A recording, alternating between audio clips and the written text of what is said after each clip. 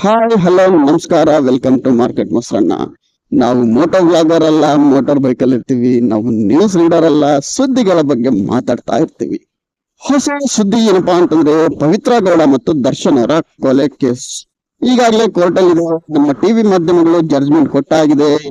ಕೋರ್ಟ್ಗಳು judgment ಕೊಡೋದೊಂದು ಬಾಕಿ ಇದೆ.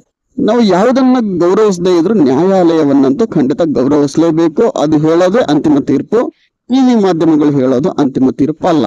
ಇನ್ನು ಹೊಸ ಸುದ್ದಿ ಏನಪ್ಪಾ ಅಂತಂದ್ರೆ, ಪವಿತ್ರ ಗೌಡ ಅವರಿಗೆ ಏನ್ ರೇಣುಕಾ ಸ್ವಾಮಿ ಇದ್ನಲ್ಲ, ಸುಮಾರು ಮೆಸೇಜ್ ಮಾಡಿದಾನಂತೆ ಪುಣ್ಯಾತ್ಮ. ನೋಡಿ, ಈ ಕೇಸ್ ಪ್ರಾರಂಭ ಆದಾಗ ನಾವೇನ್ ಅನ್ಕೊಂಡ್ವಿ, ಏನ್ರಿ ಒಂದ್ ಕಮೆಂಟ್ ಮಾಡಿದ್ದಕ್ಕೆ ಹಿಂಗೆ ಕೊಲೆ ಮಾಡಕ್ಕಾಗತ್ತೇನ್ರಿ ಮನುಷ್ಯ? ಎಂತ ಕೆಟ್ಟೋನ್ ಇರ್ಬೇಕ್ರಿ ಅವನು. ಒಂದು ಕಮೆಂಟ್ ರೀ, ಸೋಷಿಯಲ್ ಮೀಡಿಯಾಗಳಲ್ಲಿ 100 ಕಮೆಂಟ್ ಬರ್ತಾವ್ರಿ. ಇಂತ ಒಂದು ಕಮೆಂಟ್ ಮಾಡಿದ್ದಕ್ಕೆ ಕೊಲೆ ಮಾಡಕ್ಕಾಗತ್ತೇನ್ರಿ ಅಂತ ಮಾತಾಡಿದ್ವಿ, ಹೌದಾ? ಆದ್ರೆ ಈ ರೇಣುಕಾ ಸ್ವಾಮಿ ಅನ್ನೋರು ಏನಿದಾರಲ್ಲ, ಏನ್ ಸ್ವಾಮಿ, 5 ತಿಂಗಳಿಂದ 6 ತಿಂಗಳಿಂದ ಒಬ್ಬ ವ್ಯಕ್ತಿ ಹಿಂದೆ ಬಿದ್ದು ದಿನಕ್ಕೊಂದು ಮೆಸೇಜ್ ಮಾಡೋದು ಅಂತಂದ್ರೆ ಏನದು? ಹಂಗೆ ಇದು ಯಾರು ನಾರ್ಮಲ್ ಇರುವಂತ ವ್ಯಕ್ತಿ ಮಾಡೋ ಕೆಲಸನ ಇದು? ಸುಮಾರು 200 ಮೆಸೇಜ್ ಬಂದಿದೆ ಅಂತ ಹೇಳ್ತಾರೆ. ಈಗ ಯಾರು ರೀಪ್ಲೈ ಮಾಡದೇ ಇರೋಂತ ವ್ಯಕ್ತಿಗೆ ನೀವು ಯಾರಾದ್ರೂ 200 ಮೆಸೇಜ್ ಮಾಡ್ಲಿಕ್ಕೆ ಸಾಧ್ಯನಾ? ಸುಮ್ನೆ ಏನೋ ವೈಯಕ್ತಿಕ ಟಾರ್ಗೆಟ್ ಇರ್ಬೇಕು, ಒಂದು ಇಲ್ಲ ಮೆಂಟಲಿ ವೀಕ್ ಇರ್ಬೇಕು, ಅಥವಾ ಮೆಂಟಲಿ ಡಿಸಾರ್ಡರ್ ಇರ್ಬೇಕು. ಅಷ್ಟಿದ್ರೆ ಮಾತ್ರ 5 ತಿಂಗಳು 6 ತಿಂಗಳಿಂದ ಒಬ್ಬ ವ್ಯಕ್ತಿ ಇನ್ನೊಬ್ಬ ವ್ಯಕ್ತಿ ಮೆಸೇಜ್ ಮಾಡ್ಲಿಕ್ಕೆ ಸಾಧ್ಯ. ನಾರ್ಮಲ್ ಇರೋಂಥವ್ರು ಯಾರು ಮಾಡಲ್ಲ. ಹೌದು, ಸೋಷಿಯಲ್ ಮೀಡಿಯಾಗಳಲ್ಲಿ ಕೆಟ್ಟದ ಕಮೆಂಟ್ ಬರುತ್ತೆ. ಪ್ರಾರಂಭದಲ್ಲಿ ಹಾಗೆ ಅನ್ಕೊಂಡ್ವಿ, ನಮಗೂ ಬೇಸರ ಆಯ್ತು, ಅಥವಾ ಹಂಗೆ ಅನಿಸ್ತು.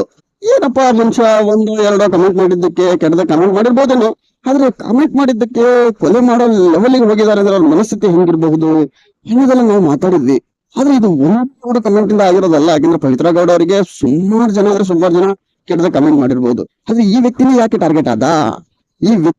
ಟಾರ್ಗೆಟ್ ಆದ ಅಂತ ನಾವು ನೋಡಿದಾಗ, ಈ ವ್ಯಕ್ತಿ ಮಾಡಿರುವಷ್ಟು ಮೆಸೇಜ್, ಮಾಡಿರುವಂತ ಕೆಟ್ಟದಾಗಿರೋ ಕಮೆಂಟ್ಗಳು, ಅದ್ರ ಬಗ್ಗೆ ಯಾವ ಟಿವಿ ಮಾಧ್ಯಮಗಳು ಇವತ್ತು ಮಾತಾಡ್ತಾ ಇಲ್ಲ. ದರ್ಶನ್ ಗ್ಯಾಂಗ್ ಕೊಲೆ ಮಾಡಿದ್ರು ಅಂತ ಮಾತಾಡ್ತಾರೆ. ಹೌದು, ತಪ್ಪು. ಅವರು 1 ಕಮೆಂಟ್ ಮಾಡಿದ್ರು, 1000 ಕಮೆಂಟ್ ಮಾಡಿರ್ಲಿ, ಕೊಲೆ ಮಾಡೋದ್ ತಪ್ಪೆ. ಅದನ್ನು ಯಾರು ನಾವು ಸಮರ್ಥನೆ ಮಾಡ್ಕೊಳಕ್ ಆಗಲ್ಲ. ಆದ್ರೆ ಈ ದೃಷ್ಟಿನಲ್ಲೂ ಅಥವಾ ಈ ವೇನಲ್ಲೂ ನಾವು ಯೋಚನೆ ಮಾಡಿ ಅದ್ರ ಬಗ್ಗೆ ಒಂದಷ್ಟು ಚರ್ಚೆ ಆಗ್ಬೇಕಲ್ಲ. ದರ್ಶನ್ ಅವರ ಕೊಲೆ ಕೇಸಲ್ಲಿ ಎಷ್ಟು ಆಸಕ್ತಿಯನ್ನು ತೋರಿಸಿದ್ವು, ಈ ವ್ಯಕ್ತಿಯ ವಿಚಾರದಲ್ಲೂ ಕೂಡ ಅಷ್ಟೇ ಆಸಕ್ತಿಯನ್ನು ತೋರಿಸ್ಬೇಕಲ್ಲ. ಕೊಲೆ ಮಾಡಿದ್ರೆ ತಪ್ಪು, ಬೇಡ ಅನ್ನಲ್ಲ. ಆದ್ರೆ ಈ ವ್ಯಕ್ತಿ ಮಾಡಿರೋ ಗಮನದಾರಿ ಕೆಲಸದ ಬಗ್ಗೆನೂ ಜನರ ಮುಂದೆ ಇಡ್ಬೇಕಲ್ಲ. ಈಗ ಮಾಧ್ಯಮಗಳು ನಮ್ಮ ಜನಕ್ಕೆ ಫೈನಲ್. ಸುಮಾರು ಜನ ಮಾಧ್ಯಮಗಳನ್ನೇ ನಂಬ್ಕೊಂಡಿದ್ದಾರೆ. ಮಾಧ್ಯಮಗಳಲ್ಲಿ ಏನ್ ಬರುತ್ತೋ ನಂಬ್ತಾರೆ. ಹೌದು, ಈಗ ಕೋರ್ಟ್ ಇಂದ ಇನ್ನೂ ಡಿಸಿಷನ್ ಆಗಿಲ್ಲ. ಓಕೆ, ಒಂದಷ್ಟು CCTV ಫುಟೇಜ್ಗಳು ಬಂದಿದೆ, ಸಿಕ್ಕಿದೆ. ಅದ್ರ ಜೊತೆಗೆ ನಿನ್ನೇನು ಪವಿತ್ರ ಗೌಡ ಅವರೇ ಖುದ್ದಾಗಿ ಹೇಳಿಕೆ ಕೊಟ್ಟಿದ್ದಾರೆ ದರ್ಶನ್ ವಿರುದ್ಧ ಅನ್ನೋದೆಲ್ಲ ಮಾತಾಡ್ತಾ ಇದ್ದಾರೆ. ನಿಜ ಆಗಿರ್ಬೋದು, ಇರಬಹುದು. ಆದ್ರೆ ಈ ವ್ಯಕ್ತಿಯ ಬಗ್ಗೆ ನೀವು ನೋಡಿದಿರಾ ಮಾಧ್ಯಮಗಳಲ್ಲಿ ಎಷ್ಟು ಮಟ್ಟಿಗೆ ಚರ್ಚೆ ಆಗಿದೆ ಅಂತೇಳಿ? ಏನೋ 1-2 ಲೈನ್ ಹೇಳ್ತಾರೆ, ಓಡೋಗ್ಬಿಡ್ತಾರೆ ಅಷ್ಟೇ. ಪೂರ್ತಿಯಾಗಿ ಚರ್ಚೆ ಆಗ್ಬೇಕಲ್ಲ. ಈಗ ಏನ್ ಮೆಸೇಜ್ ಬಂದಿದೆ, ಏನ್ ಕಮೆಂಟ್ ಮಾಡಿದಾನೆ ಈ ವ್ಯಕ್ತಿ ಅನ್ನೋದ್ರ ಬಗ್ಗೆ ಮಾಹಿತಿಯನ್ನು ಕೇಳಿದಾರೆ ಇನ್ಸ್ಟಾಗ್ರಾಮಿಗೆ, ಅವ್ರಿಗೆ ಕೊಟ್ಟಿಲ್ಲ. ಆದ್ರೆ 200 ಮೆಸೇಜ್ಗಳನ್ನ ಮಾಡಿದ್ದಾರೆ, ಸುಮಾರು 5 ತಿಂಗಳಿಂದ ಮೆಸೇಜ್ಗಳನ್ನ ಮಾಡ್ತಾ ಇದ್ದಾರೆ ಅನ್ನೋ ವಿಚಾರ ಅಂತೂ ಗೊತ್ತಾಗಿದೆ. ಅಷ್ಟು ಗೊತ್ತಾದ ಮೇಲೆ ಇವ್ರು ಯಾಕಪ್ಪ ಚರ್ಚೆ ಮಾಡ್ತಾ ಇಲ್ಲ ಅದ್ರ ಬಗ್ಗೆ? ಆ ವ್ಯಕ್ತಿ ಮತ್ತೆ ಬೇರೆ ಮೆಸೇಜ್ ಮಾಡಿದ್ದಾನೆ ಅನ್ನೋ ವಿಚಾರ ಈಗ ಓಡಾಡ್ತಾ ಇದೆ. ಹಾಗಿರುವಾಗ ಆ ವ್ಯಕ್ತಿಯ ಮನಸ್ಥಿತಿ, ಆ ವ್ಯಕ್ತಿ ಏನ್ ಮಾಡಿದ್ದಾರೆ ಅನ್ನೋದ್ರ ಬಗ್ಗೆ ಚರ್ಚೆ ಯಾಕೆ ಮಾಡ್ತಾ ಇಲ್ಲ? ಇದೇ ದರ್ಶನ್ ಅವರ ಜಾಗದಲ್ಲಿ ಬೇರೆ ಯಾರಾದ್ರೂ, ಅಥವಾ ತಮ್ಮ ಫೇವರ್ ಯಾರಾದ್ರೂ ನಟರು ಮತ್ತೊಬ್ರು ಯಾರಾದ್ರೂ ಇದ್ದಿದ್ರೆ ಮಾಧ್ಯಮಗಳು ಈ ರೀತಿ ವರ್ತಿಸ್ತಾ ಇದ್ವಾ ರಾಕ್ಷಸರ ರೀತಿಯಲ್ಲಿ ಅಂತ ಒಂದು ಡೌಟ್ ಬರುತ್ತಪ್ಪ. ನೋಡಿ, ನಾವು ದರ್ಶನ್ ಅವ್ರ ಕೇಸ್ ಆದಾಗ ನಾವು ಸ್ಟಾರ್ಟಿಂಗ್ ಅಲ್ಲೇ ಮಾತಾಡ್ಕೊಂಡ್ವಿ, ಇಷ್ಟೊಂದು ಬೇಕಿತ್ತ? ಸುಮ್ಮನೆ ಒಂದು ಕಂಪ್ಲೇಂಟ್ ಕೊಟ್ಟಿದ್ರೆ ಸಾಕಿತ್ತು, ಪೊಲೀಸ್ನರಿಗೆ ಹೇಳ್ಬಿಟ್ಟಿದ್ರೆ ಸಾಕಿತ್ತು ಅನ್ನೋ ರೀತಿಯಲ್ಲಿ ಹೇಳ್ತಾ ಇದ್ವಿ. ನಿಜ, ಅದು ಪ್ರಜಾಪ್ರಭುತ್ವದಲ್ಲಿ, ನಮ್ಮ ಕಾನೂನು ವ್ಯವಸ್ಥೆನಲ್ಲಿ ಸರಿ ಇದೆ. ಆದ್ರೆ ನಾವು ಪ್ರತಿಯೊಂದನ್ನು ಹಾಗೆ ಮಾಡ್ತೀವ ಅಂತ ನಾವು ಆತ್ಮವಿಮರ್ಶೆ ಮಾಡ್ಕೋಬೇಕು. ನೋಡಿ, ಒಂದು ಊರಲ್ಲಿ ಜಗಳ ನಡೀತು ಅಂತ ಅನ್ಕೊಳ್ಳಿ. ಜಗಳ ನಡೆದಾಗ ಬಹಳಷ್ಟು ಜನ ಯಾರೋ ಒಬ್ರು ಹೊಡೆದ್ಬಿಟ್ರು ಅಂತ ಅನ್ಕೊಳ್ಳಿ. ಅವರು ಹೊಡೆದ್ಬಿಟ್ಟೆ ಪೊಲೀಸ್ ಸ್ಟೇಷನ್ಗೆ ಹೋಗೋದು. ಅದರ್ವೈಸ್ ನಾನು ಪೊಲೀಸ್ ಸ್ಟೇಷನ್ಗೆ ಹೋಗ್ತೀನಿ, ನೀನು ಹೊಡಿ, ನಾನು ಪೊಲೀಸ್ ಸ್ಟೇಷನ್ಗೆ ಹೋಗ್ತೀನಿ, ನೀನು ಹೊಡಿ ಅಂತ ಯಾರು ಹೇಳಲ್ಲ. ಅಂದ್ರೆ ನಮ್ಮ ಸಿಟ್ಟು ಎಷ್ಟಿರುತ್ತೆ ಅಂತಂದ್ರೆ, ಅದನ್ನ ನಾವು ಅವ್ರು ಯಾವ ರೀತಿ ಕೊಟ್ಟಿದಾರೋ ಅದನ್ನ ಅದೇ ರೀತಿನಲ್ಲಿ ತೀರಿಸ್ಕೋಬೇಕು ಅನ್ನೋದಿರುತ್ತೆ. ಅದು ಲಾಸ್ಟ್ ಫೈನಲಿ ಆ ಸ್ಟೇಷನ್ಗೆ ಹೋಗುತ್ತೆ ಬಿಡಿ, ಇಲ್ಲ ಅನ್ನಂಗಿಲ್ಲ. ನೋಡಿ, ಎಲ್ಲಾ ಕೇಸಲ್ಲೂ ಕೂಡ ಒಂದೇ ರೀತಿಯಲ್ಲಿ ಆಗೋದಿಲ್ಲ. ಮತ್ತೆ ಎಲ್ಲರೂ ಕೂಡ ಕೋರ್ಟಿಗೆ ಹೋಗ್ಬೇಕು, ಸ್ಟೇಷನ್ಗೆ ಹೋಗ್ಬೇಕು ಅನ್ನೋದು ನಿಜ. ಆದ್ರೆ ಪ್ರತಿಯೊಂದಕ್ಕೂ ಎಲ್ಲರೂ ಹಾಗೆ ಮಾಡಲ್ವಲ್ಲ. ಸಣ್ಣ ಪುಟ್ಟ ಗಲಾಟೆಗಳೆಲ್ಲ ಆಗ್ತಾವಲ್ವಾ? ಅವ್ರಿಗೆ ಇಂಟೆನ್ಷನ್ ಇತ್ತು ಗೊತ್ತಿಲ್ಲ, ಅಥವಾ ಇರ್ಲಿಕ್ಕಿಲ್ಲ. ಬಟ್ ಅದನ್ನ ಅವ್ರು ಹೊಡೆದಿರೋ ಶಾಕ್ ಎಲ್ಲ ಕೊಟ್ಟಿದಾರಲ್ಲ, ಅದಂತೂ ಹಾರಿಬಲ್. ಅದನ್ನು ಯಾರು ಒಪ್ಪಲ್ಲ. ಭಯಾನಕವಾಗಿ ಹೊಡೆದಿದ್ದಾರೆ. ಕ್ರೂರತೆ ಅಂತಾನೆ ಹೇಳ್ಬೋದು, ಅದ್ರಲ್ಲೇನು ಮುಲಾಜಿಲ್ಲ. ಆದ್ರೆ ಅದು ಈಗ ರೀಸೆಂಟ್ ಆಗಿ ಬೆಳಕಿಗೆ ಬರ್ತಾ ಇರೋ ವಿಷಯ ಏನಂದ್ರೆ, ಒಂದೊಂದು ಮೆಸೇಜ್ ಅನ್ನು ಓದಿ ಒಂದೊಂದ್ಸರಿ ಹೊಡೆದಿದ್ದಾರೆ, ಅಂದ್ರೆ ತಿರ್ಸ್ಕೊಂಡಿದ್ದಾರೆ. ಅವ್ರು ಏನೇನು ಮಾತಾಡಿದ್ರು ಅದೇ ರೀತಿಯಲ್ಲಿ ಹೊಡೆದು ತೀರಿಸ್ಕೊಂಡಿದ್ದಾರೆ ಅನ್ನೋ ವಿಷಯ ಬೆಳಕಿಗೆ ಬರ್ತಾ ಇದೆ. ನೋಡಿ, ಸೋಷಿಯಲ್ ಮೀಡಿಯಾಗಳಲ್ಲಿ ಸಾವಿರಾರು ಕಮೆಂಟ್ ಕೆಟ್ಟದಾಗ ಬರುತ್ತೆ. ಎಲ್ಲರೂ ಹಾಗೆ ಮಾತಾಡಿದ್ರು, ಟಿವಿ ಮಾಧ್ಯಮಗಳಿಂದ ಹಿಡಿದು ಯೂಟ್ಯೂಬರ್ಸ್ ಗಳಿಂದ ಹಿಡಿದು ಎಲ್ಲರೂ ಹಾಗೆ ಮಾತಾಡಿದ್ರು. ಒಂದ್ ಮೆಸೇಜ್ ಬರೋದ್ರಿಂದ ನಿಮ್ಗೆಲ್ಲ ಮಾಡಕ್ಕಾಗತ್ತೇನ್ರಿ?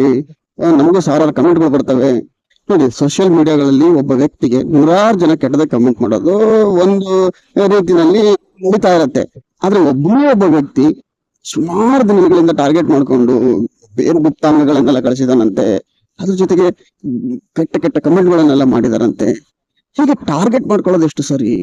ಆ ಕೊಲೆಯಾದ ರೇಣುಕಾ ಸ್ವಾಮಿ ಅವರ ಹೆಂಡತಿಯನ್ನ ನೋಡಿದ್ರೆ ಪಾಪ ಅಯ್ಯೋ ಪಾಪ ಅನ್ಸತ್ತೆ. ಯಾಕಂದ್ರೆ ಇನ್ನು ಸುಮಾರು ದಿನ ಬದುಕಿ ಬಾಳ್ಬೇಕಾಗಿತ್ತು ಗಂಡನ ಜೊತೆಗೆ, ಏನೇನೋ ಆಗುತ್ತಲ್ಲ ಅಂತ ಅನ್ಸತ್ ಸಹಜ ಅದು.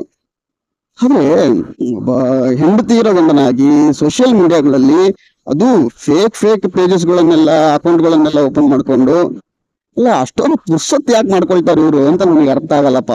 ಅಲ್ಲ, ಫೇಕ್ ಅಕೌಂಟ್ ಮಾಡ್ಕೊಂಡು ಅದಕ್ಕಿರೋಂತ ನಾಲೆಡ್ಜ್ ಅನ್ನ ಬೇರೆದಕ್ಕೆ ಬಳಸಿದ್ದಿದ್ರೆ ಅವರು ಒಂದಷ್ಟು ಚೆನ್ನಾಗಾದ್ರೆ ಲೈಫಲ್ಲಿ ಗೊತ್ತಿಲ್ಲ. ಫೇಕ್ ಅಕೌಂಟ್ ಕ್ರಿಯೇಟ್ ಮಾಡೋದು ಗೊತ್ತಿದೆ, ಆದ್ರೆ ಬೇರೆ ರೀತಿನಲ್ಲಿ ಅದನ್ನ ಬಳಸ್ಕೋಬೇಕು ಅದೇ ನಾಲೆಡ್ಜ್ ಜನ ಅಂತ ಗೊತ್ತಿಲ್ಲ. ಎಂತ ಜನನಪ್ಪ ಅಂತ ಅನ್ಸ್ಬಿಡ್ತದೆ. ಅಷ್ಟೊಂದು ಪುರ್ಸತ್ ಇರ್ತದೆ ಅವರಿಗೆಲ್ಲ. ಅದು ಹೆಂಡತಿ ಜೊತೆಗಿದ್ದು 5 ತಿಂಗಳು ಗರ್ಭಿಣಿ ಅಂತಾರೆ, ಇಷ್ಟೆಲ್ಲ ಇದ್ದು ಹೊಸದಾಗಿ ಮದುವೆ ಆಗಿದ್ದಾನೆ, ರೀಸೆಂಟ್ ಆಗಿ ಮದುವೆ ಆಗಿದ್ದಾನೆ, ಇಷ್ಟೆಲ್ಲ ಇದ್ಮೇಲೆ ಇಷ್ಟೊಂದು ಪುರ್ಸತ್ ಯಾಕೆ ಮಾಡ್ಕೋಬೇಕು ಇವ್ರು? ಕಂಡ್ಕೊಂಡವರಿಗೆಲ್ಲ ಮೆಸೇಜ್ ಹಾಕೋವಷ್ಟು, ಕೆಟ್ಟ ಕಮೆಂಟ್ ಹಾಕೋವಷ್ಟು, ಅದು ದಾಂಗಗಳನ್ನೆಲ್ಲ ಕಳಿಸಿದಾನೆ, ಪ್ರೈವೇಟ್ ಪಾರ್ಟ್ ಅನ್ನೆಲ್ಲ ಕಳಿಸಿದಾನೆ ಅಂತಂದ ಮೇಲೆ ಯಾರು ನಾರ್ಮಲ್ ಇರುವಂತ ವ್ಯಕ್ತಿ ಒಬ್ಬ ಮಾಡ್ಲಿಕ್ಕೆ ಸಾಧ್ಯನೇ ಇಲ್ಲ ಅಂತ ನನ್ಗೆ ಅನ್ಸತ್ತಪ್ಪ. ಯಾರು ಮಾಡೋದಿಲ್ಲ ರೀ. ಕೆಲವೊಬ್ಬರ ವಿಷಯಗಳು ಇಷ್ಟ ಆಗದೆ ಇದ್ದಾಗ ಅಥವಾ ಅವ್ರು ನಡ್ಕೊಳ್ಳೋ ರೀತಿ ಇಷ್ಟ ಆಗದೆ ಇದ್ದಾಗ ಕೆಟ್ಟದ ಕಮೆಂಟ್ ಹಾಕ್ಬೋದು. ಅದನ್ನ ಬಿಟ್ಟು ಇಷ್ಟು ಎಲ್ಲ ಕೆಟ್ಟ ಮಟ್ಟಕ್ಕೆ ಪ್ರೈವೇಟ್ ಪಾರ್ಟ್ ಅನ್ನೆಲ್ಲ ಕಳಿಸುವಷ್ಟು ಕೆಟ್ಟ ಮಟ್ಟಕ್ಕೆ ಇಳಿತಾರ ಅಂತ ನನಗೆ ಆಶ್ಚರ್ಯ. ನಾರ್ಮಲ್ ಇರುವಂತ ವ್ಯಕ್ತಿ ಹಂಗೆ ನಾರ್ಮಲ್ ಇರುವಂತವ್ರು ಮಾಡುವಂತ ಕೆಲಸ ಅಲ್ಲ ಅದು ಅಂತ ನನಗೆ ಅನ್ಸತ್ತಪ್ಪ. ಓಕೆ, ನೋಡೋಣ ದರ್ಶನ್ ಅವರ ಕೇಸಲ್ಲಿ ಮತ್ತೇನೇನು ಅಪ್ಡೇಟ್ ಆಗತ್ತೆ ಗೊತ್ತಿಲ್ಲ. ಮುಂದಿನ ದಿನಗಳಲ್ಲಿ ಕೋರ್ಟ್ ಏನ್ ಹೇಳತ್ತೆ ಗೊತ್ತಿಲ್ಲ. ಒಳ್ಳೆ ಲಾಯರ್ಗಳನ್ನ ಹೈಯರ್ ಮಾಡಿದ್ದಾರೆ, ಅವ್ರ ಕಡೆಯಿಂದನೂ ಇವ್ರ ಕಡೆಯಿಂದನೂ. ನ್ಯಾಯ ಸಿಗ್ಲಿ. ಎರಡು ಕಡೆನೂ ಪರಾಮರ್ಶೆ ಕೋರ್ಟ್ ಅಂತ ಮಾಡತ್ತೆ. ಟಿವಿ ಮಾಧ್ಯಮಗಳ ತರ ಒಂದೇ ದೃಷ್ಟಿನಲ್ಲಿ ನೋಡ್ಕೊಂಡು ಯಾವುದೋ ಒಂದು ವ್ಯಕ್ತಿಗೆ ದ್ವೇಷ ಇಟ್ಕೊಂಡು ಖಂಡಿತ ಮಾಡಲ್ಲ. ಆ ಕಾರಣಕ್ಕಾಗಿನೇ ಟಿವಿ ಮಾಧ್ಯಮಗಳು ಹೇಳುವಷ್ಟು ಬೇಗ ಒಂದೇ ದಿನಕ್ಕೆ ಜಡ್ಜ್ಮೆಂಟ್ ಅನ್ನ ಕೊಡೋದಿಲ್ಲ. ಅವ್ರು ಎರಡೂ ಕಡೆಯಿಂದ ನೋಡ್ತಾರೆ. ತಪ್ಪಾಗಿದ್ರೆ ಖಂಡಿತ ಶಿಕ್ಷೆ ಆಗ್ಲಿ, ಅದ್ರಲ್ಲಿ ಏನ್ ತಪ್ಪಿಲ್ಲ ಅಂತ ಅನ್ಕೊಳ್ತೀನಿ. ಇನ್ನುವರೆಗೂ ಜೊತೆಗೆ ಬಂದಿದ್ದೀರಿ, ವಿಡಿಯೋನ ನೋಡಿದಿರಿ, ಮತ್ತೆ ಸಿಗ್ತಾ ಇರೋಣ ಇಂಥದ್ದೇ ವಿಡಿಯೋಗಳಲ್ಲಿ. ಅಲ್ಲಿವರೆಗೂ ಟಾಟಾ, ಬಾಯ್ ಬಾಯ್, ಸಿ ಯು, ನಮಸ್ಕಾರ ಕರ್ನಾಟಕ.